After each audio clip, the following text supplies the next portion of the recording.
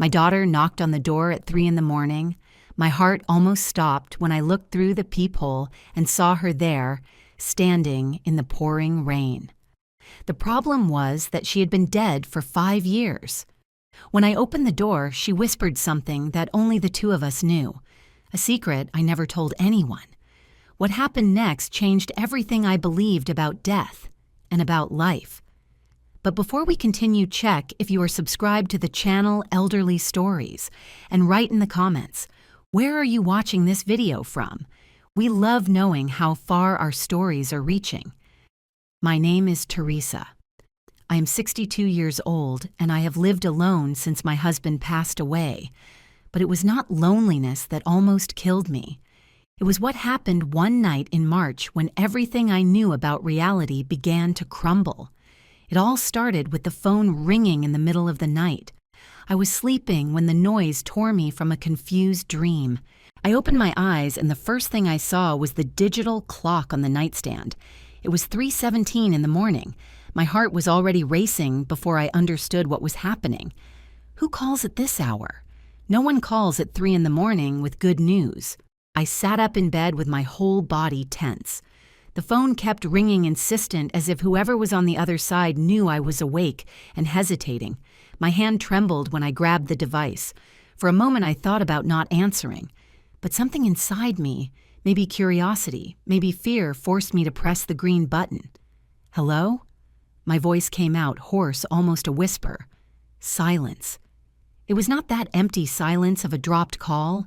It was a heavy silence, as if someone was breathing on the other side but holding their breath. I felt a chill run down my spine. Hello? Who is this? And then I heard it. A woman's voice, low and distant, as if coming from very far away. Mom. My blood froze. That voice. I knew that voice. Mom. I am cold. The phone fell from my hand and hit the floor. I stayed paralyzed in bed, shaking from head to toe. It could not be. It was not possible. That voice belonged to Sarah, my daughter, my sweet Sarah. But Sarah had been dead for 5 years. She was only 28 when she had the accident, a car crash on a rainy night coming home from work. They said it was instant, that she did not suffer. But I did suffer. Every day for the last 5 years, I suffered. And now, in the middle of the night, that voice. I picked up the phone from the floor with shaking hands. The call had cut off. I sat there in the darkness of my room trying to process what had happened. My rational mind tried to find explanations. I was dreaming. It was a sick prank. I was going crazy from so much loneliness. But deep in my heart, I knew. That was my daughter's voice. I got out of bed. My legs were wobbling. I put on my robe and went to the kitchen. I needed water. I needed to calm my nerves. The house was submerged in a suffocating darkness. Only the dim light from the street lamp entered through the cracks in the curtains, creating strange shadows on the walls. While I drank water leaning against the sink, I tried to convince myself it had just been a very real nightmare. I had dreamed of Sarah before many times. Sometimes I woke up crying, still smelling her perfume, still hearing her laugh. But that had been different. The phone had actually rung. I had actually answered. That was when I heard the noise. A soft creak, as if someone were stepping on the old wood of the hallway. I froze with the glass still in my hand. The house was completely silent except for the distant hum of the refrigerator. I waited, holding my breath. Nothing. I was about to convince myself I had imagined it when I heard it again. Footsteps slow and cautious. They were coming from the hallway that led to the front door. My heart pounded. I put the glass in the sink carefully, trying not to make noise. My mind was racing. Had a burglar broken in? But I was sure I had locked all the doors before sleeping. I always did it religiously since I was left alone. The footsteps stopped. Everything went silent again, and then I heard the voice. Mom. It came from the living room, the same low, distant voice. Sarah's voice. My legs moved on their own. I walked down the dark hallway with my heart beating so hard I could hear it in my ears. The living room door was ajar. A dim blue light was coming from inside. I pushed the door slowly. The living room was empty, but the television was on. Not on any channel, just that blue screen of no signal illuminating the room with its ghostly light. I was sure, absolutely sure, I had turned off the TV before sleeping. I approached slowly as if the television were going to explode at any moment. That was when I noticed. On the dusty screen, reflected in the blue light, there was something written. No, not written. Drawn. As if someone had run a finger through the dust on the screen. A heart. The same simple heart Sarah drew on everything when she was a little girl. On birthday cards, on notes, even in the margins of school notebooks. Always the same clumsy heart, a little crooked on the right side. My legs gave out. I grabbed the arm of the sofa so I would not fall. Sarah? My voice came out so low I could barely hear myself. The television turned off by itself. The room plunged into darkness. And then I heard the knocking at the door. Knock, knock, knock. 3 soft, rhythmic knocks. The same rhythm Sarah used when she came home late and did not want to scare me. She always knocked like that 3 times, paused, so I would know it was her. I turned slowly toward the front door. My whole body was shaking. Part of me wanted to run to my room and lock the door, but another part, a bigger and stronger part, wanted to open that door. I needed to open it. I walked there as if in a trance. My hand reached for the doorknob, cold to the touch. I took a deep breath. I turned the lock. I opened the door. The hallway of the building was empty and dark. The automatic lights had not even turned on. Only silence and shadows stared back at me. But on the floor, right in front of the door, there was something. A scarf. A blue silk scarf with little white flowers. I knew that scarf. I had given it to Sarah on her last birthday. She was wearing it on the day of the accident. I picked up the scarf with trembling hands. It was wet, as if it had been out in the rain. But it was not raining. I pressed the fabric against my face and I smelled it. The perfume. Sarah's perfume was still there, faint but unmistakable. That was when I collapsed. I fell to my knees right there in the doorway, holding that scarf and crying.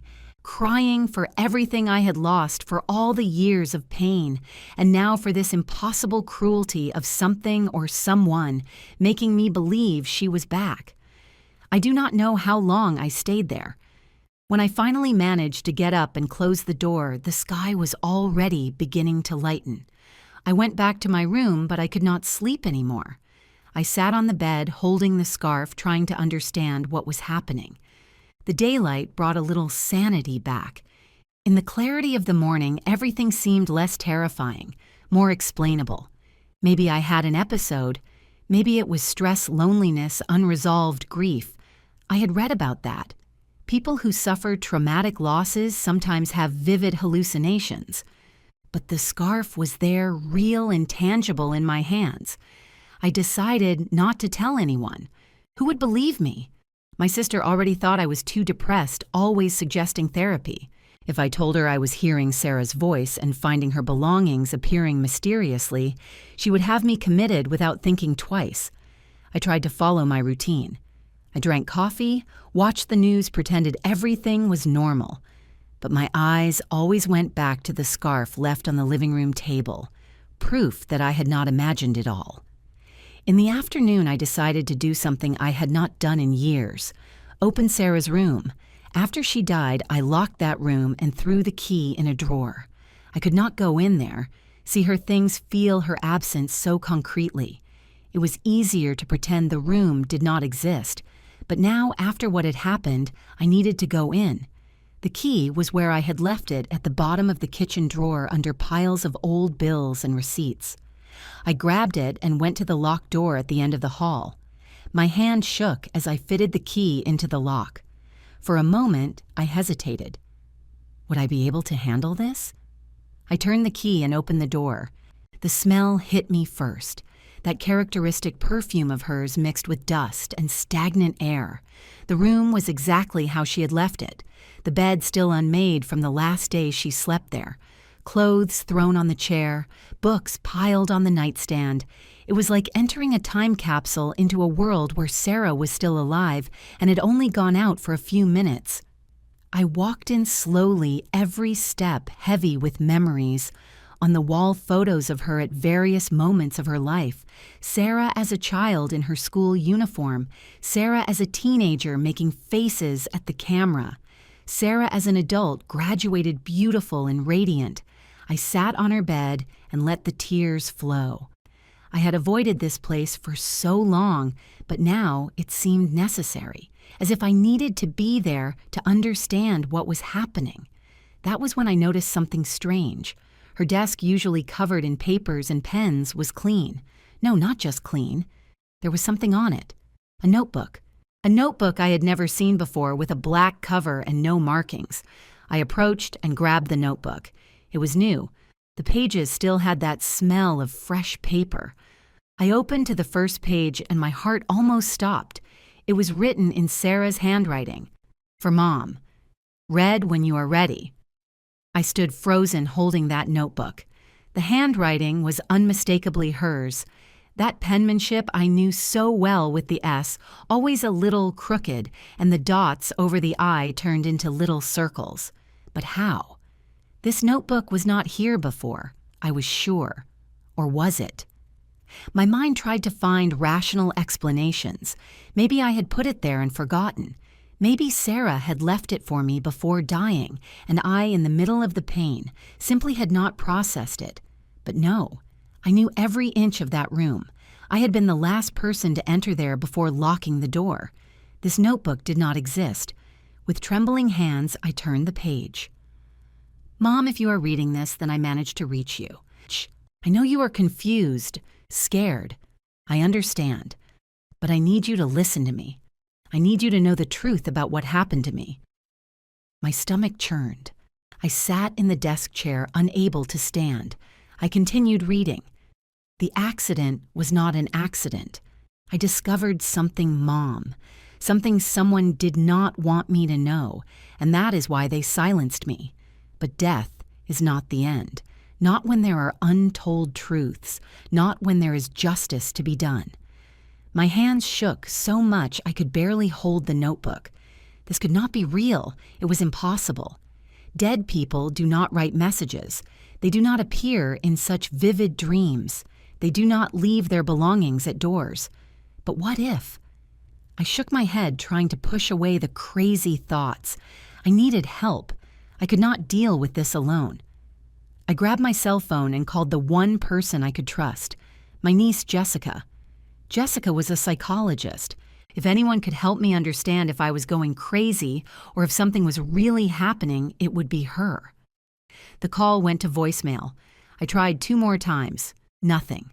I left a message asking her to call me urgently. I turned my attention back to the notebook. There was more text, but before I could keep reading, my cell phone rang. I answered quickly, hoping it was Jessica. Teresa. It was a male voice. It took me a second to recognize it. Frank. Sarah's ex-boyfriend. Frank? Hello? My voice sounded strange, even to me. Sorry to call you like this out of nowhere. I know it has been a while, but I need to talk to you, in person. It is about Sarah. My heart raced. What about her?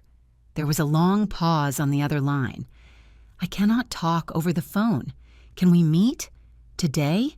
There was something in his voice. Urgency. Fear, maybe. Is everything okay, Frank? No, nothing is okay. Please, Teresa. It is important. A matter of life or death. Those words echoed in my head after I hung up. Frank had broken up with Sarah a few months before the accident. She'd been devastated at the time, although she never told me exactly what happened between them. And now, 5 years later, he shows up wanting to talk about her urgently. We agreed to meet at a coffee shop downtown in 2 hours. This gave me time to try to process what was happening. I put the notebook in my purse. I was not going to leave it there, not after everything that had happened. I took a quick shower and got dressed. While I was putting on lipstick in the bathroom mirror, I had the clear sensation of being watched. I turned around quickly, but there was no one. only my reflection looking back at me with tired and frightened eyes. The coffee shop was a small, cozy place that Sarah loved. Irony or not, Frank had chosen exactly that spot. I arrived first and ordered a tea. My hands were still shaking. I tried to appear normal, but with every person who walked through the door, my heart skipped a beat. Frank arrived 15 minutes later. He had aged in those 5 years. His hair was graying at the temples, deep wrinkles around his eyes. But what impacted me most was the expression on his face. Pure fear. Teresa. He sat down quickly, looking around as if expecting to be followed. "Thank you for coming." "Frank, what is happening? You are scaring me." He took a deep breath. He ran his hands over his face. "I should have told this a long time ago. I should have gone to the police. I should have done something, but I was scared. I still am." "Told what?" He leaned forward, lowering his voice. "Sarah's accident was not an accident. Someone sabotaged her car." His words confirmed what I had read in the notebook. I felt the ground crumble beneath my feet. "How do you know?" "Because she told me. A week before she died, she showed up at my house terrified. She said she had discovered something at work, something big. Fake documents, embezzlement, I do not know all the details. She worked at a big investment firm in the financial district. She had access to a lot of confidential information. Sarah never told me anything about problems at work, but I did not press her much either. She was always private about those things. And then I pressed. She said she was going to report it, that she had proof of everything, but she was scared because the scheme involved powerful people. Very powerful. I tried to convince her not to do anything, to just quit the company and forget it. We fought badly. That was the last time I spoke to her before the accident. "And you never told the police this?" He looked down. I was scared. After she died, I started getting threats, anonymous calls, strange messages telling me to stay quiet, not to ask questions. I was a coward, Teresa. I am a coward. But now they are following me. I am sure of it. And last night... He stopped, his hands shaking as he grabbed his cell phone. He showed me a photo.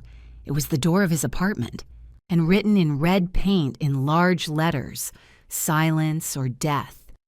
I felt a chill run through my body. "Frank, you have to go to the police now. I cannot, not without proof. And that is why I am here. I need to know if Sarah left you anything, any document, any flash drive, anything." She told me she had kept copies of the evidence in a safe place. I thought about the notebook in my purse. Was that it? But the notebook had only started writing about truths and conspiracy, nothing concrete yet. She never gave me anything I replied. She never even mentioned having problems. Frank seemed to collapse. Then we are lost. Without evidence, those people will remain unpunished, and they will keep coming after anyone who poses a threat. Why didn't you leave? Change cities, change countries? I tried, but they have eyes everywhere. The first month after her death, I planned to leave the country. The day I was going to travel, my car was vandalized. All my bank accounts were hacked. My passport disappeared mysteriously. The message was clear: there is no escape. We sat in silence for a moment. The noise of the coffee shop around us seemed distant, muffled. I processed all of that, trying to fit the pieces together. Teresa. Frank looked at me intensely. "If you discover something, any clue about what Sarah was investigating, let me know. But be careful. These people are not playing games." He got up to leave, but I grabbed his arm. "Frank, strange things have been happening to me. Very strange. I told him everything." The call in the middle of the night, Sarah's voice, the scarf, the notebook. He listened in silence, and his expression became increasingly grave. "Did you read the whole notebook?" "Not yet. Only the beginning. Read it. Maybe that is it. Maybe Sarah found a way to communicate." "Frank, are you hearing what you are saying? Dead people do not write notebooks." He smiled sadly. 5 years ago, I would have agreed with you, but after everything I have seen, everything I have been through, I do not know what is possible or impossible anymore. After he left, I sat there with the cold tea in front of me. I grabbed the notebook from my purse and opened to the page where I had stopped. Mom, I know it is hard to believe, but I am here in some way, trapped between worlds. I cannot rest while my killers are free. I need your help. You are the only person I can trust now. I continued reading, and with every line, my horror increased. On my computer, there is a hidden folder. The password is your birthday followed by mine. In that folder, you will find everything, all the documents, all the evidence I gathered. But be careful, Mom. These people are dangerous. They killed me without hesitation. They will not think twice before doing the same to you. My computer. Sarah's laptop was in her apartment. After her death, I had packed all her things and put them in a storage unit. I never had the courage to touch anything. But the laptop? Where was the laptop? I tried to remember. Yes. It was in the closet of her room on the top shelf. I had left it right there along with her other electronics. I paid for the tea in a hurry and practically ran home. It was already getting dark when I arrived at the building. The hallway lights flickered slightly, casting strange shadows on the walls. I went up the stairs instead of using the elevator. I did not want to be trapped in a small space with the thoughts racing through my head. When I reached my floor, I noticed something wrong. The door to my apartment was ajar. I was absolutely sure I had locked it when I left. I always locked it. I pushed the door slowly with my heart in my throat. Is anyone there? Silence. I entered carefully. The living room was upside-down cushions thrown on the floor, drawers pulled open, books scattered. Someone had ransacked my home, and by the destruction they were looking for something specific. Afraid of making noise, I walked silently to Sarah's room. The door I had left closed was wide open. The room had been tossed too. The mattress ripped off the bed, the closet open, clothes scattered everywhere. And the top shelf of the closet was empty. The laptop was gone. I stood paralyzed in the middle of the destroyed room, trying to process what I was seeing. Someone had invaded my house. Someone who knew exactly what to look for. Sarah's laptop with all the evidence she had gathered had disappeared. My first instinct was to call the police. I grabbed my phone with trembling hands, but before I could dial, I heard a noise. Coming from the kitchen. Footsteps, soft, cautious. There was still someone inside the apartment. My blood ran cold.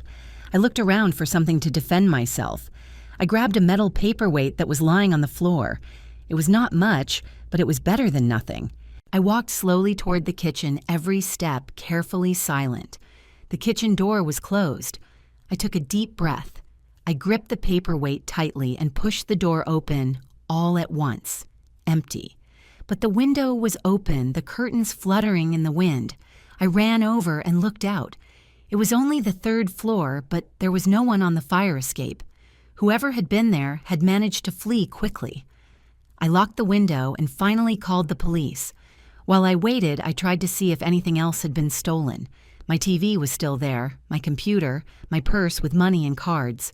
Whoever had broken in was not after a common robbery. They specifically wanted Sarah's laptop. The police arrived half an hour later.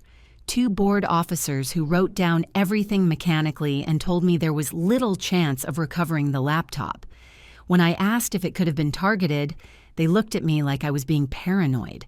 "Ma'am, it was probably just some junkie looking for things to sell," one of them said. "We've had several cases like this in the neighborhood. It was not worth arguing. They would not understand. Not without sounding like a crazy woman talking about notebooks appearing out of nowhere and voices of dead daughters on the phone. After they left, I tried to tidy up the mess a bit, but I was too exhausted physically and emotionally. I sat on the armchair holding the notebook, which luckily was still in my purse. That was when my cell phone rang. Unknown number. I thought about not answering, but something made me accept the call. Hello? Heavy breathing on the other side. Then a distorted voice as if going through a voice changer. "Stop looking. Who are you?" That does not matter. What matters is that you stop asking questions, forget the past, accept that your daughter died in an accident, and move on, or you will end up just like her. The call cut off before I could respond. I stood, staring at the phone, shaking from head to toe. The threat had been clear. I was in real danger. Part of me wanted to listen to the advice. Stop, forget, move on. It was the safe option, the sensible option.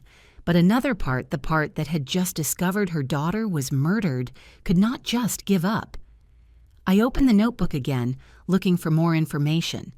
The next pages contained names. A list of people involved in the scheme Sarah had uncovered. Respected businessmen, influential politicians, people with power and resources to make anything disappear. One of the names caught my attention. Dr. Richard Montgomery. I knew that name. He was Sarah's boss at the investment firm. He had gone to her funeral. He had given me his condolences. He had even sent me flowers. All that time being kind and attentive, while he probably knew exactly what had happened to my daughter. I felt a rage burn inside me, a rage I had not felt in a long time. I was not going to let these people win. I was not going to let Sarah's sacrifice be in vain, but I needed to be smart. Alone, I was vulnerable. I needed allies. I grabbed my phone and called Jessica again. This time she answered. Aunt Teresa, sorry for not calling you back sooner. I was with a patient. What happened? I told her everything, every detail from the midnight call to the break-in. Jessica listened in silence, and I could feel the worry growing in her voice. Auntie, you have to get out of there.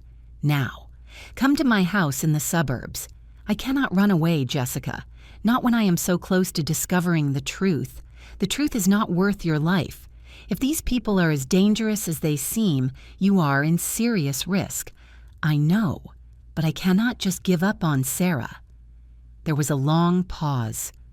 Okay, but you do not do anything alone. I am going to help you, and I know someone who can help us too. An investigative journalist, Jason. If you send me that information, he might know what to do with it. I felt relief knowing I was no longer alone in this. I took photos of all the pages of the notebook and sent them to Jessica. She promised to contact the journalist and call me back. After the call, I tried to sleep a little, but every noise made me jump. Every shadow on the wall seemed like a threat. At some point in the early morning, I finally fell into a restless sleep, and I dreamed of Sarah. She was standing in a dark place wearing the same clothes from the day of the accident, but there were no wounds, no sign of the trauma that killed her. She just looked at me with those sad eyes. Mom, you have to go to the office. There is one thing there they did not find. It is in my locker behind the old files, a red folder. It is the only copy left. Sarah. I am so scared. She smiled that smile I knew so well. I know, but you are stronger than you think. You always were. I woke up with the sun coming through the window. The dream had been so vivid it seemed real. A red folder in her locker. Was it just my subconscious creating clues where there were none? Or was it really Sarah trying to guide me? I decided to take the risk. Sarah's office had closed 3 years ago, but the building in the financial district still existed. If I managed to get in, maybe I would find something. Jessica called me early. Auntie, I spoke to the journalist Jason. He wants to meet with you this afternoon, but there is something. He investigated some of the names you sent. This is big, Auntie. Very big. It involves international money laundering ties to criminal organizations. If Sarah's evidence is solid, it can take down a lot of powerful people. And is that good? It depends. For justice, yes. For your safety, not so much. These people will do anything to protect their secrets. Then I need to find the evidence before they destroy it. I told her about the dream and the red folder. Jessica hesitated. Auntie, I do not know if that is a good idea. Breaking into a building? It is not breaking in if I had access. Some old employees must still be there. I can say I went to get Sarah's personal things. Okay, but I am going with you. We agreed to meet in front of the corporate building at noon. In the meantime, I tried to organize the mess left in the apartment a bit. Each object I picked up reminded me of Sarah. Photos, letters, small personal items. My daughter had left so much of herself in that place. I found a box under the bed that had not been touched by the intruders. Inside were old photo albums. I sat on the floor and started leafing through. Sarah as a baby, a child, a teenager. Every photo a memory, every memory a dagger to the heart. At the bottom of the box, I found something unexpected. A letter addressed to me in Sarah's handwriting but never opened. The envelope was yellowed as if written a long time ago. I opened it carefully. The letter was dated 6 years ago, 1 year before the accident. Mom, if you are reading this, it is because something happened to me. I want you to know that I always loved you more than anything. And I want you to know that if something happens to me, it was not an accident. There are things I discovered, things I cannot tell now. But I kept proof. In the office in my locker, there is a red folder.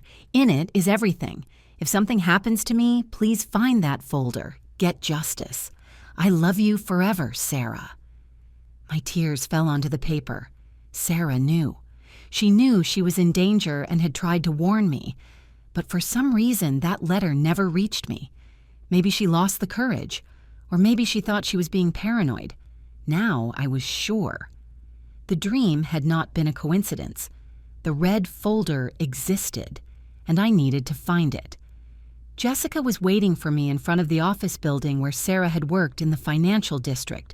The building was one of those immense glass towers, cold and impersonal. Looking at it, I imagined how many secrets those walls held. Auntie, are you sure about this? Jessica grabbed my arm as we walked toward the entrance. I am sure. The receptionist was new. She did not recognize me. I said I was there to pick up personal belongings of my daughter who had worked there years ago. She hesitated, but after some explanations and showing my ID proving I was Sarah's mother, she let us pass. The floor where she worked is now occupied by another company, she informed us. But the old lockers are still in the back in the storage room. I do not know if anything of your daughter's is left. We took the elevator to the 10th floor. My stomach churned with every floor that passed. When the doors opened, we were greeted by a modern reception full of plants and a smiling secretary. Can we help with something? I explained again. She was kind, sent an employee to guide us to the storage room. It was a large room at the back of the floor filled with stacked cardboard boxes and old furniture. In the corner, there was a row of rusty metal lockers. These are from your daughter's old company, the employee explained. We have never touched them. If you want to look, feel free. I will be back in a while. As soon as he left, Jessica and I started searching. There were about 20 lockers. Most were empty or full of old papers and office supplies. Auntie, look at this. Jessica pointed to a locker in the corner. It had a faded label with the name S. Santos. Sarah Santos. I tried to open it, but it was locked. I did not have the key. I looked around for something to force the lock. Jessica took a bobby pin from her hair. I learned this in a movie, she said with a nervous half smile. It took a few minutes of frustrated attempts, but finally the lock gave way. The locker opened with a squeak. It was almost empty. Some old pens, a forgotten jacket. And at the back, behind a stack of empty folders, a red folder. My heart raced. I grabbed the folder with shaking hands and opened it. Inside were documents. Many documents. Financial reports, bank statements, printed emails, photos, and a flash drive taped to the inside cover. This is it, I whispered. This is really it. Jessica looked over my shoulder with wide eyes. Auntie, this has names of congressmen, businessmen. My God, Sarah uncovered a giant scheme. I closed the folder quickly. We need to get out of here. Now. But when we turned toward the door, it opened. 3 men entered. One of them I recognized from the funeral photos. Dr. Richard Montgomery, Sarah's old boss. Teresa, he said with a smile that did not reach his eyes. What a surprise to find you here. Dr. Montgomery? I tried to keep my voice steady, hiding the folder behind me. He noticed the movement. Looking for something specific? Just my daughter's personal things. Of course. He took a step forward. The 2 men with him, clearly private security, blocked the door. You know, Teresa Sarah was an exemplary employee. Dedicated, intelligent, a shame what happened. It was truly a shame, I replied, feeling Jessica tense beside me. Such a tragic accident. Accidents happen, he shrugged, especially when people get involved in things they should not. Like my daughter? His smile vanished. Sarah was too curious for her own good. She asked questions, investigated things that did not concern her. I tried to warn her, but she did not want to listen. So you admit it. My voice came out stronger than I expected. You killed her. He laughed. I did not kill anyone, Teresa. I simply let nature take its course. Faulty brakes are so common on old cars. I felt Jessica squeeze my hand. She was terrified. I could feel it. What do you want? I asked. That red folder you are holding is the only thing left. We thought we had destroyed all copies, but Sarah was smart. She hid one where we would not look. And if I do not give it to you, he gestured to the guards, then we are going to have to take it. And it would be a shame if something happened to you and your niece. Another tragic accident. I looked at Jessica. She was pale, but there was determination in her eyes. I looked at the folder in my hands. All Sarah's work, all the evidence, everything she had died for. No, I said. Richard Montgomery raised his eyebrows. No, I am not going to hand it over. My daughter died for this. I am not going to let it be in vain. He sighed. Have it your way. He signaled the guards. They began to advance. I knew I stood no chance against them. But before they could get close, the storage room door burst open. Police! Nobody move! 3 police officers entered, guns drawn. Behind them, I recognized Frank. He had called the police. What is the meaning of this? Richard Montgomery tried to maintain composure, but I saw the panic in his eyes. Richard Montgomery. One of the officers stepped forward. You are under arrest for qualified homicide, criminal conspiracy, and money laundering. This is ridiculous. You have no proof of anything. I held up the red folder. Yes, we do. All right, here. Richard Montgomery's face went pale. He looked at me with pure hatred. You do not know who you are messing with. Yes, I do, I replied. With murderers, and you are going to pay. The officers handcuffed Richard and his guards. While they took them away, Frank approached. I got your message from Jessica. I thought it was better to bring backup. Thank you, I murmured, still shaking from the adrenaline rush. In the following days, everything happened fast. The content of the red folder was even more explosive than we imagined. Besides the names, we already knew there was evidence of corruption at multiple levels of government, international money laundering, and ties to organized crime. Sarah had spent months gathering this evidence, documenting every suspicious transaction, every compromising conversation. She had been meticulous, careful, and she had paid the ultimate price for her bravery. The journalist Jason, whom Jessica had contacted, did a series of reports. The story exploded in the media in Mexico City and beyond. Arrests were made. Politicians resigned. Companies were investigated. It was a national scandal.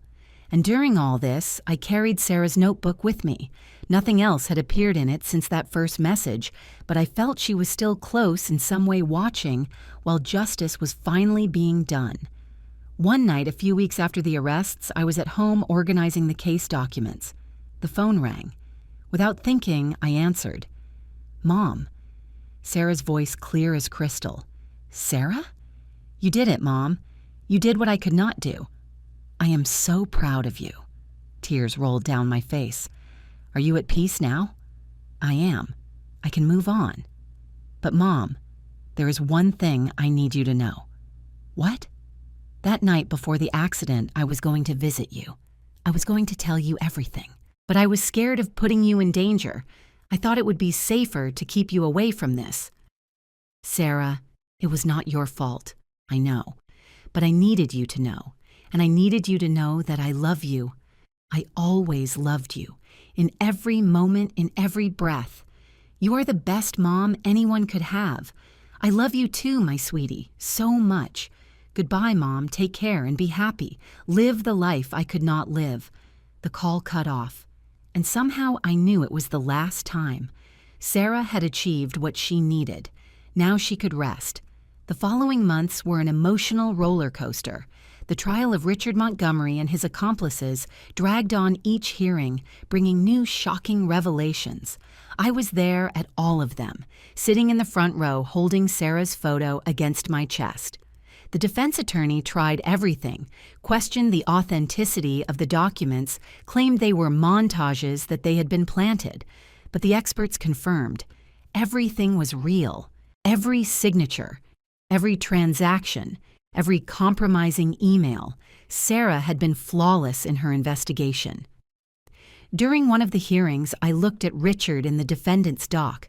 He was different from the confident man I had faced in the storage room. He was thinner, with deep, dark circles. When our gazes met, he looked away quickly. But not everything was a victory. One night coming back from the hearing, I noticed a car following me. It was a black sedan with tinted windows. It followed me for 3 blocks until I parked in front of a police station. Only then did it pull away. The threats returned too.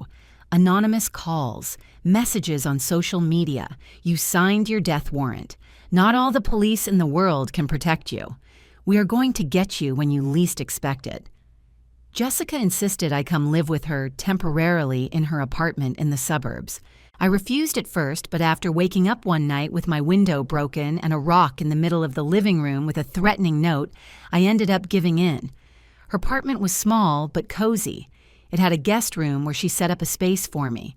The first few nights I could barely sleep. Every noise made me jump. Every shadow was a potential threat. "Auntie, you have to talk to someone," Jessica told me one morning after finding me awake for the 3rd night in a row. A therapist. All this is too traumatic to process alone. She was right. I started going to therapy twice a week. At first, it was hard. Talking about Sarah, about the discovery that she had been murdered, about the threats, about the constant fear.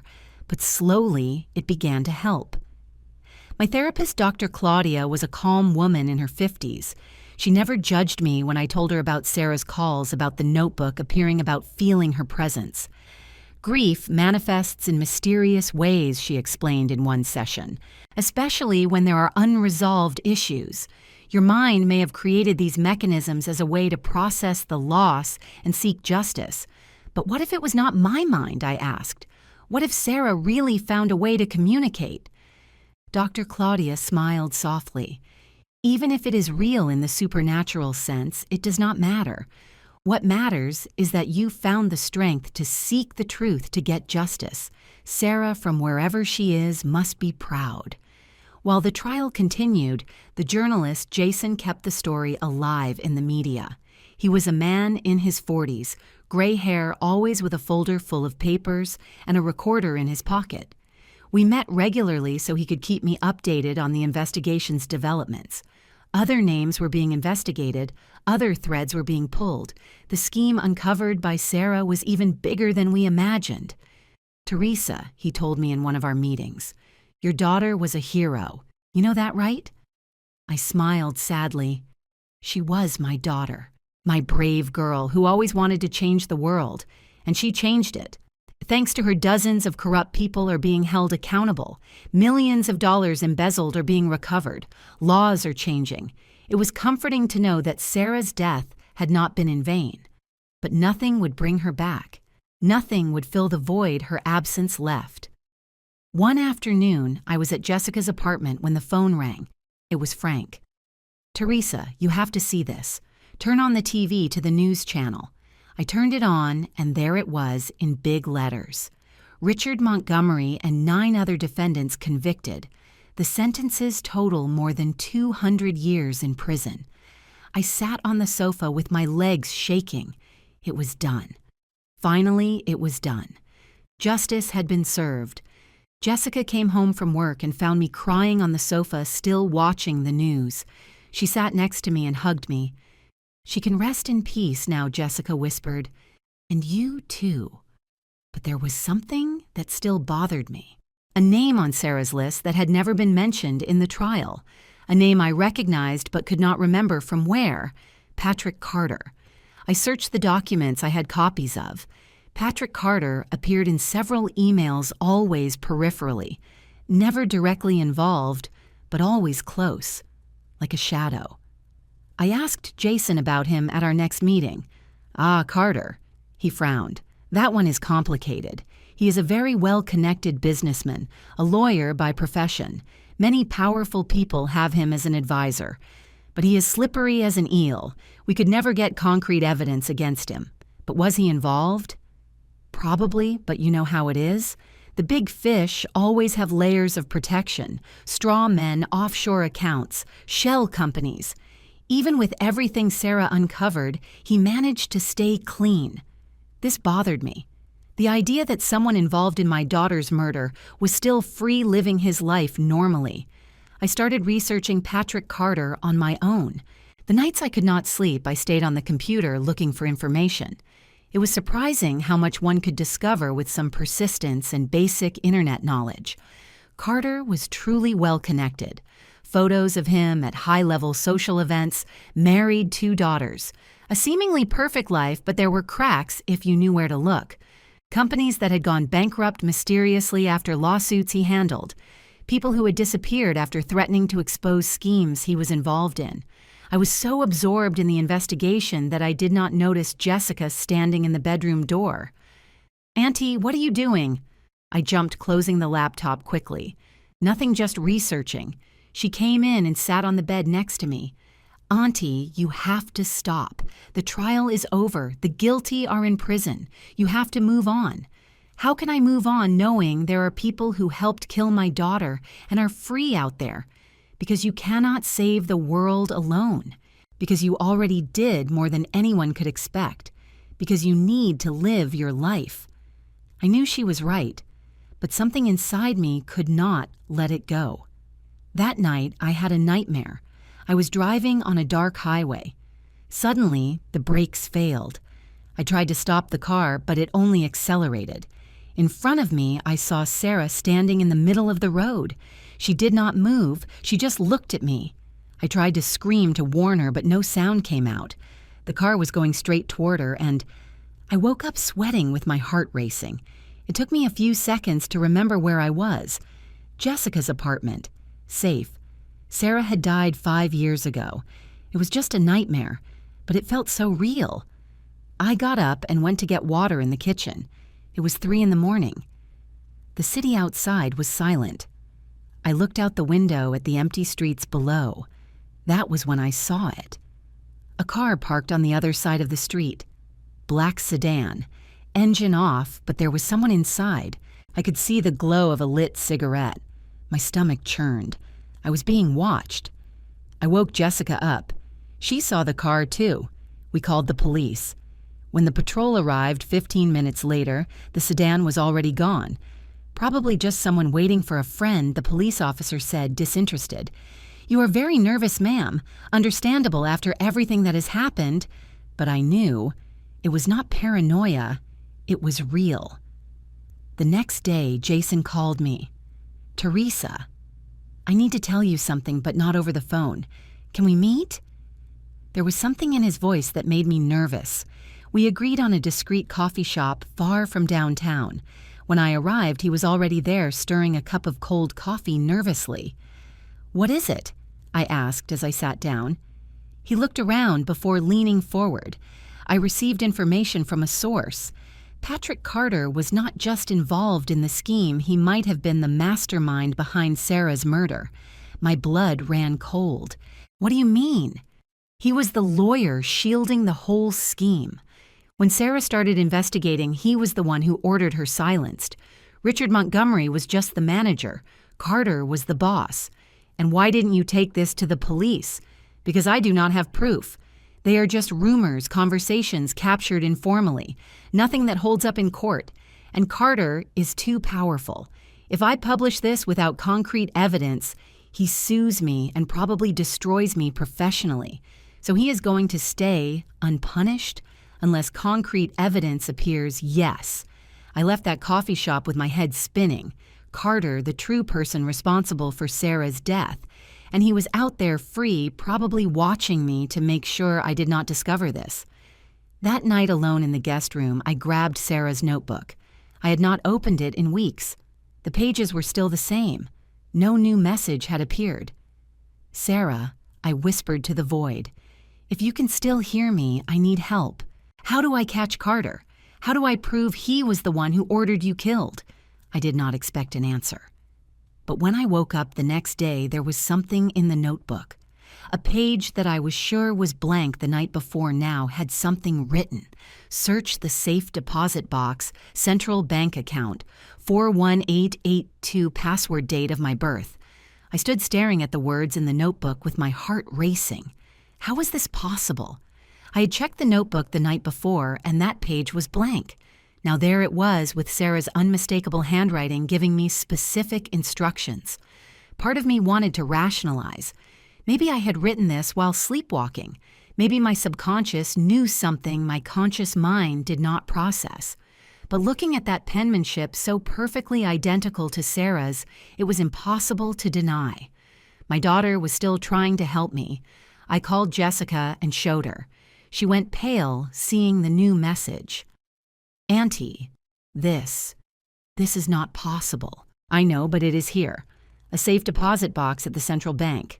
Did you know Sarah had a safe?" I shook my head. I had no idea. Sarah had never mentioned anything about a safe, but it made sense. If she was investigating something so dangerous, she would have kept the most important evidence somewhere safe. And what was safer than a bank vault? We went together to the central bank the next morning. My stomach was churning with nervousness.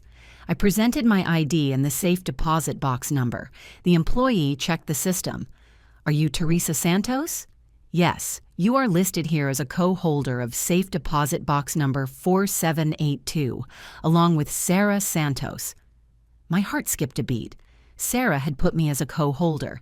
She had planned this. She had ensured that if something happened to her, I would have access. "I am going to need you to enter the password, ma'am," said the employee, guiding me to a private room where the boxes were. I entered Sarah's birth date on the electronic panel. A click. The heavy door opened. Inside the safe was a metal box. I took it out with trembling hands and opened it. Inside was a flash drive, some documents, and a letter. I opened the letter first. It was addressed to me.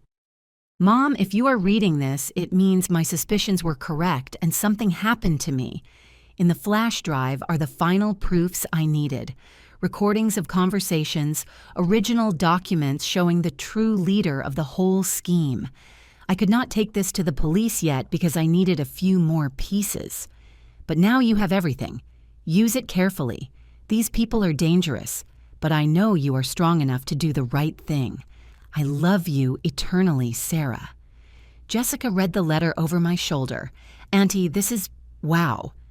We went back to her apartment with the box. We connected the flash drive to the computer. There were dozens of files, audio recordings, videos, scanned PDFs.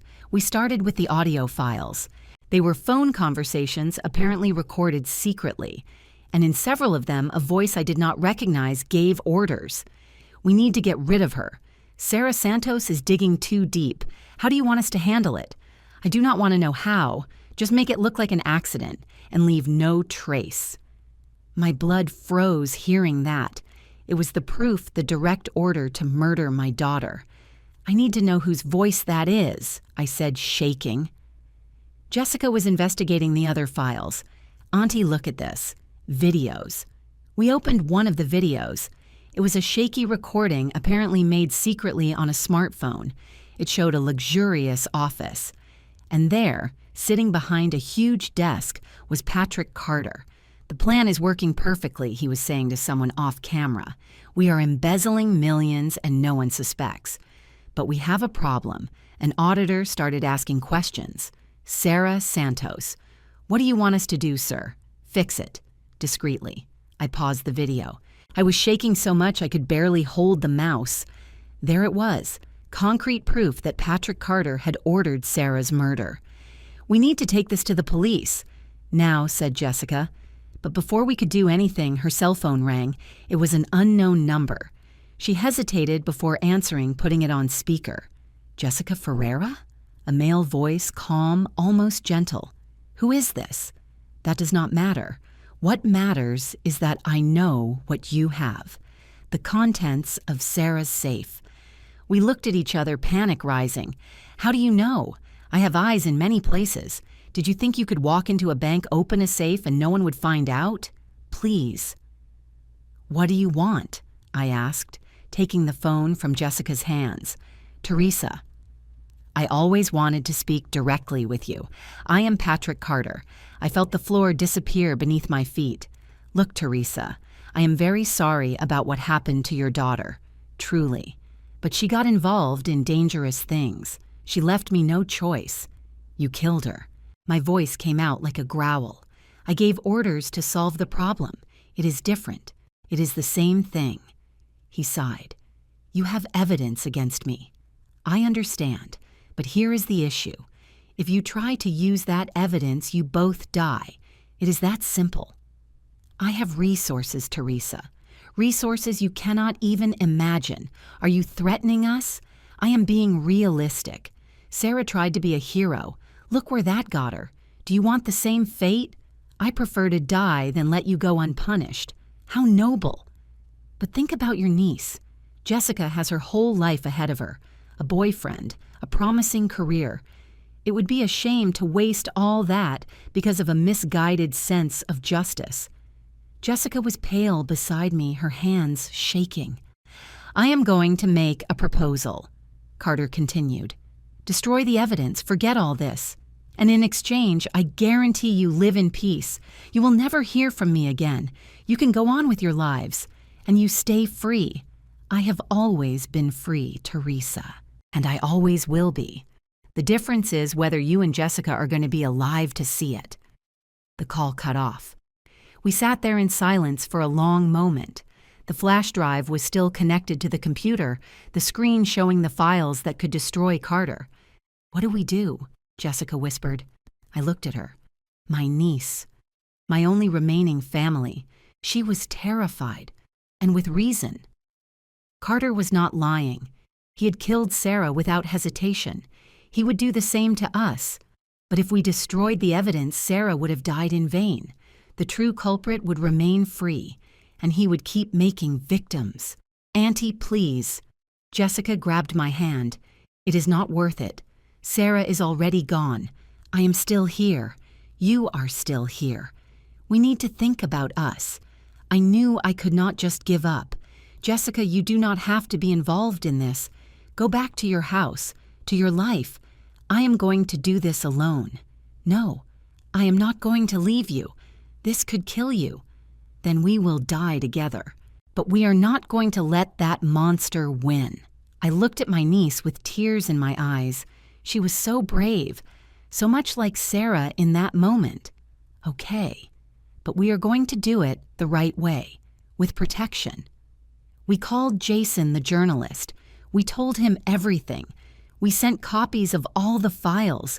He stayed silent for a long time after seeing the evidence. This is it. This is going to destroy him, completely. But he threatened to kill us if we publish. Then we need police protection.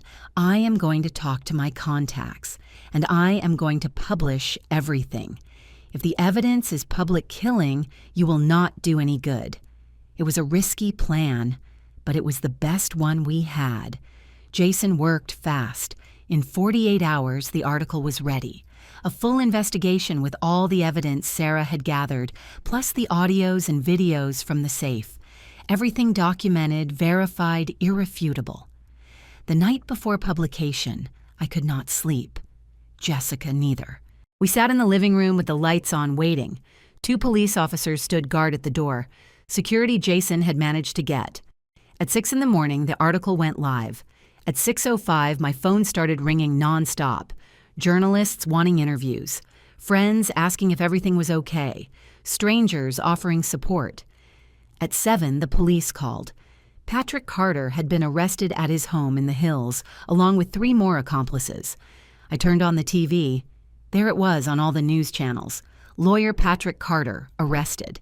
New evidence reveals central role in corruption and homicide scheme. I collapsed on the armchair, crying. It was done. Finally, truly done. Jessica hugged me. Sarah is at peace now. I nodded, unable to speak. That night, I opened Sarah's notebook one last time. There was one last message written in handwriting that seemed to be fading. Thank you, Mom. Now I can go. I love you forever. Be happy. And then while I watched, the letters began to disappear, one by one erasing themselves as if they had never existed, until the page was completely blank. I felt a presence beside me. It was not scary or cold. It was warm, familiar. And then I heard, not with my ears, but with my heart, Sarah's voice. Goodbye, Mom. Goodbye, my love. I whispered to the void, rest now. And for the first time in 5 years, I felt she was truly at peace. The months following the second trial were a blur of hearings, testimonies, and media attention. But this time, it was different. There was no fear anymore. There were no more threats. Patrick Carter and his accomplices were in jail, and the evidence against them was unquestionable. His trial was even more high-profile than Richard Montgomery's. After all, we were talking about one of the most powerful lawyers in the country, someone who had moved in the highest circles for decades. His fall was spectacular. I was there at all the hearings, sitting in the same front row, holding Sarah's photo.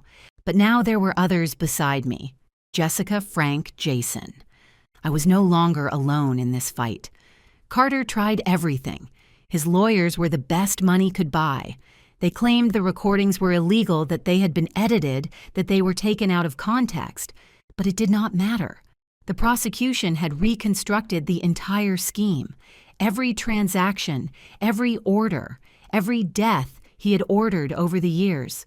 Sarah had not been the first, only the most recent.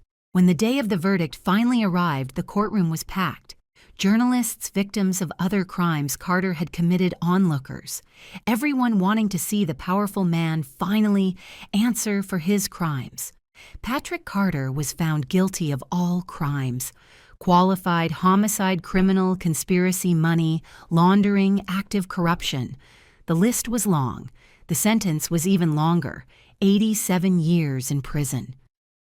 When the judge struck the gavel, I heard a collective sigh in the room. It was the sound of justice finally being done.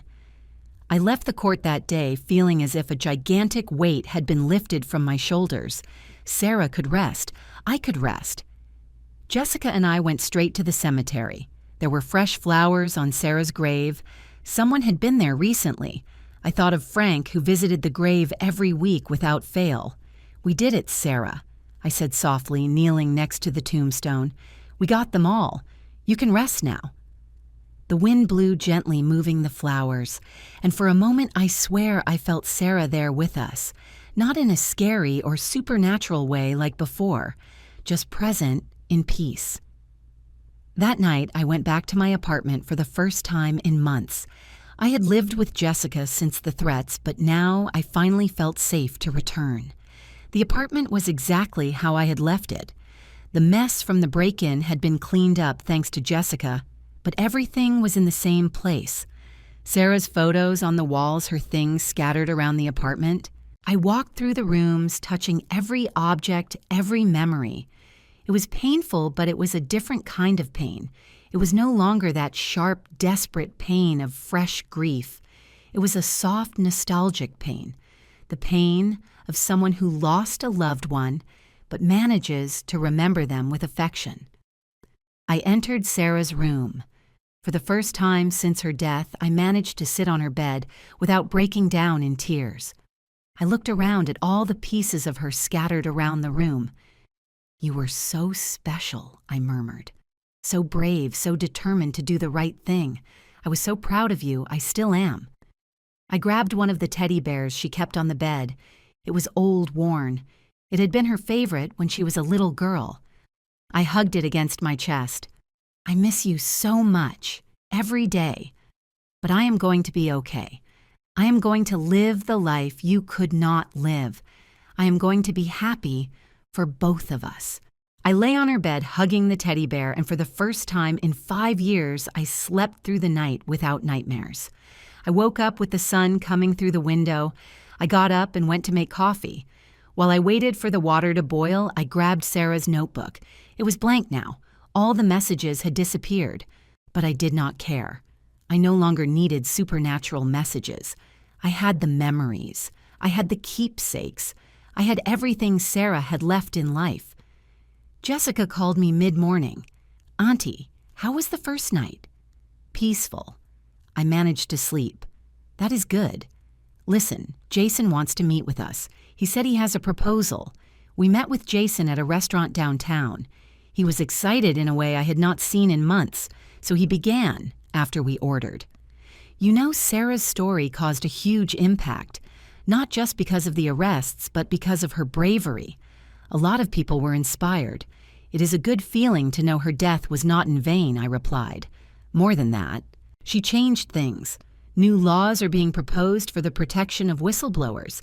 Companies are reviewing their policies, and many other people who were afraid to report corruption schemes are now taking the step. Sarah would be happy to know that. And that is why I want to write a book telling the complete story, not just the scheme and the trial, but your journey, the struggle of a mother for justice, the legacy of a hero." I looked at Jessica. She smiled excitedly. "I do not know Jason. It is very personal." "I know, and I will not do it without your permission. But think about it. How many other people are going through the same thing? They lost someone in suspicious circumstances. They suspect something but do not know where to start. Your story can help. It can inspire. It can save lives." I thought about it. The idea of exposing my pain, my journey to the whole world, was terrifying. But if it could help other people, if it could keep Sarah's legacy alive— "Okay," I said finally. "But I want to be involved in the process. I do not want Sarah's story to be distorted or sensationalized." "Of course, you will have full editorial control." We spent the following months working on the book. Jason interviewed me for hours, asking about Sarah, about me, about every detail of the investigation. It was painful at times revisiting all that, but it was also cathartic. Jessica contributed too, sharing her perspective. Frank gave an emotional interview about his relationship with Sarah and his regret for not having been braver when she was alive. The book was released a year and a half after Carter's conviction. It was called The Voice of Silence: How a Dead Daughter Brought Justice from Beyond. The response exceeded any expectation. The book became a bestseller in a few weeks. I received hundreds of messages from people who had been touched by the story, some sharing their own experiences with loss and the search for justice, others simply thanking me for having the courage not to give up. I started giving lectures at universities, at corporate events, at meetings for crime victims. I spoke about Sarah, about bravery, about never giving up on the truth, even when everything seems lost. And in every lecture, I felt I was keeping Sarah alive. Not just her memory, but her values, her convictions, her courage. 2 years after the book release, I received a letter. It was from a woman in Chicago who had read the story. She worked at a company where she suspected grave irregularities. She was afraid to report it, afraid of the consequences. But after reading about Sarah, she found courage.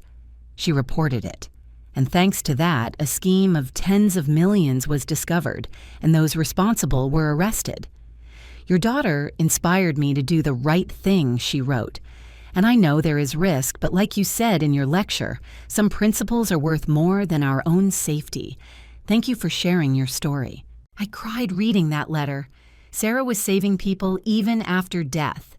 Her legacy kept growing. Jessica started working at a nonprofit that supported whistleblowers and protected witnesses in corruption cases. She was directly inspired by Sarah's story. Frank became an activist fighting for better legal protections for those who report corporate crimes.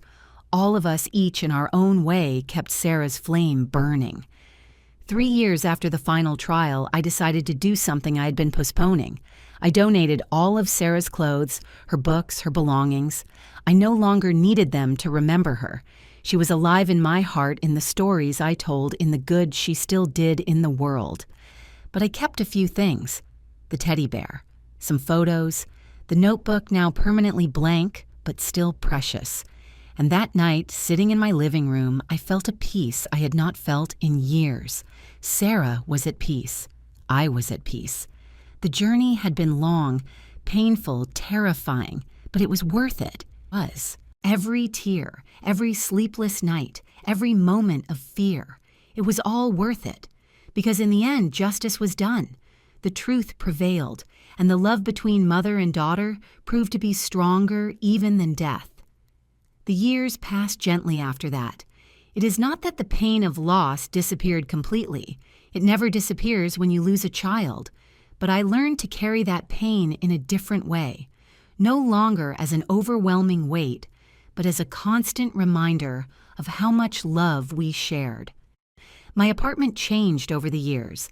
I did a small renovation, painted the walls, bought new furniture. But I kept one room exactly as it was, Sarah's room. It became a kind of sanctuary, not in a morbid sense, but as a place to remember. Friends and family who visited always passed by there, looked at the photos, shared memories. Jessica got married. It was a small but beautiful ceremony. She carried a bouquet with Sarah's photo tied to the flowers. "So my cousin is here with me," she explained with tears in her eyes. I cried during the entire ceremony, tears of happiness mixed with sadness. Sarah should have been there, but somehow I knew she was. I continued with the lectures. I traveled all over the country telling the story, and in every city I found people with their own stories of loss, of struggle, of seeking justice. Many times I stayed hours after the lectures, just talking, listening, supporting. One woman in particular marked me. She had lost her son in suspicious circumstances 5 years prior. The police had closed the case as suicide, but she knew it was not true. After hearing me speak, she decided to reopen the investigation. A year later, she called me crying. They had discovered her son had been murdered by a co-worker. The killer was convicted. "You gave me hope when I had none," she told me. "Thank you." But not everything was looking back. Slowly, I was relearning to live in the present, to make plans for the future. I went back to painting. It was a hobby I had abandoned decades ago. I bought paints, canvases, brushes. At first, I painted only Sarah, portraits of her at various ages, landscapes she loved, scenes from memories we shared. But eventually, I started painting other things. Still lifes, abstracts, landscapes. It was therapeutic, liberating. I made new friends, too. In the grief support group I started attending, I met other mothers and fathers who had lost children.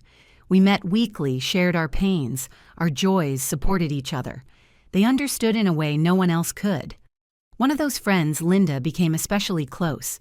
She had lost her daughter in a traffic accident 8 years ago. We clicked immediately. We started having coffee together, going for walks, going to the movies. It was comforting to have someone who understood the pain without needing explanations. 5 years after the final trial, there was a special event. The government was inaugurating a new whistleblower protection law, and they had named it SARA, the Sarah Santos Law, for the protection of corporate crime whistleblowers. I was invited to the ceremony at the state capitol. Jessica, Frank, and Jason went with me. It was surreal seeing my daughter's name engraved in bronze on a plaque. Knowing her legacy was literally changing the country. During my speech at the ceremony, I almost could not finish.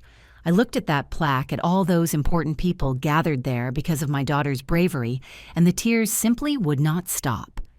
Sarah did not want to be a hero, I managed to say. She just wanted to do the right thing, and she paid the ultimate price for it. But her death was not in vain. Every person this law protects, every report that leads to justice, every scheme that is dismantled, all of that is her legacy, and I could not be prouder. After the ceremony, several people sought me out. Whistleblowers who had been protected by the new law, prosecutors who had used the law to build cases, journalists who had investigated corruption with the new protections. Everyone wanted to thank me, share how Sarah had impacted their lives. I went home from that event feeling immense gratitude. Sarah was dead, yes, but she was more alive than ever in the lives she touched and the changes she catalyzed. 7 years after her death, I finally managed to visit the accident site. I had avoided it all that time. I could not face it. But now, feeling stronger, more healed, I decided to go. It was a common highway, nothing special. But there on that curve where Sarah's car had gone off the road, I finally managed to visualize her last moments. And instead of paralyzing pain, I felt a strange peace. I put flowers at the spot. I stayed there for a long time, just watching the movement of the cars, feeling the wind, listening to the birds. "You made a difference, Sarah," I whispered. "Your life mattered. Your death mattered. And I am going to keep making it matter." When I went back home that day, I found a surprise. My editor had called me. The book was being adapted for a movie. A big production company had bought the rights. They wanted to tell Sarah's story to the whole world. I was torn at first. The idea of actors playing my pain, my journey, was disturbing. But Jessica convinced me. Think about how many more people will know the story, how many more lives can be touched, changed. Sarah deserves it. I participated actively in the production. I met the actress who would play me, a talented woman who took the role very seriously. She interviewed me for hours to capture my essence. The actress playing Sarah was even more dedicated, watching all the videos I had of my daughter, studying her mannerisms, her voice. The movie premiered 3 years later. I went to the premiere with Jessica, Frank, Linda, and several other friends. It was devastating to watch, seeing Sarah's death reenacted. Seeing my journey of pain and discovery on the big screen, I cried during the whole movie. But when the lights came up and the entire theater stood in applause, I knew it had been worth it. The story was being told. Sarah's legacy was being spread. The movie was a success. It won awards, was nominated for an Oscar. But more importantly, it started conversations about corruption, about whistleblower protection, about the bravery of doing the right thing, even when it costs everything. 10 years after Sarah's death, I woke up one morning with a strange sensation. It was not pain. It was not sadness. It was acceptance, true peace. I looked at her photo on the nightstand, my beautiful girl frozen forever at 28 years old, and I smiled. "Good morning, my love," I said softly. "Thank you for everything, for having been my daughter, for teaching me about bravery, for continuing to guide me even after leaving." I got up and went to make coffee. While I waited, I opened the notebook for the first time in years, still blank as it had been since that last message. But this time, I grabbed a pen and started writing. "Dear Sarah, it has been 10 years. 10 years since I lost you. 10 years since I started this journey. And today, finally, I can say I am okay. I did not get over your loss. I will never get over it. But I learned to live with it. I learned to find joy again, purpose again. You taught me that. Even in death, you kept teaching me. I wrote for pages telling everything that had happened in the last few years, the victories, the difficulties, the small joys of everyday life. It was like writing a letter, knowing she was reading it somewhere. When I finished, I closed the notebook and put it away. I no longer needed it. I no longer needed signs or messages from beyond. I had everything I needed: memories, love, and the certainty that Sarah was proud of me. That afternoon, I went to visit her grave. I brought fresh flowers as always, but this time I did not cry. I just smiled. I did it, Sarah. I managed to live. I managed to be happy again, and you are in everything I do, in every breath, in every day. You never really left. You are here. I touched my heart. Forever. The wind blew gently, moving the trees around, and I swear I heard very softly Sarah's laugh, not with my ears, but with my heart. I went back home with a light heart. Jessica had texted me inviting me to dinner. I accepted immediately. I stopped by the supermarket to buy dessert. I saw a movie I had wanted to see for a long time advertised at the cinema. I bought a ticket for the next day. I was living, really living. And I knew that wherever Sarah was, she was smiling. Because in the end, that was what she always wanted, Not for me to stay trapped in the past in pain and grief, but for me to find justice, yes, and then move on. That I live the life she could not live. That I be happy for both of us. And that was what I was doing. Every day, every moment, every breath was for me and for her. That night before sleeping, I looked out the window at the starry sky.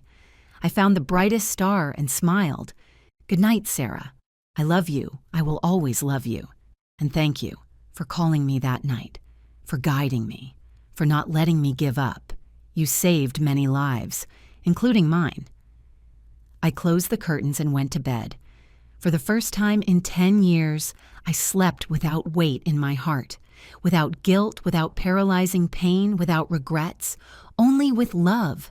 Eternal love for a daughter who, even in death, had taught me the greatest lessons about life, bravery, and justice. And the next morning, I woke up with the sun hitting my face and a clear thought. Today would be a good day, and tomorrow would be another, and I would keep living, loving, making a difference. For me, for Sarah, for all of us. Now, if you like this story, click subscribe, and tell me in the comments which part left you speechless. Oh, and do not forget to become a member to have access to exclusive videos that I do not publish here. I will see you there.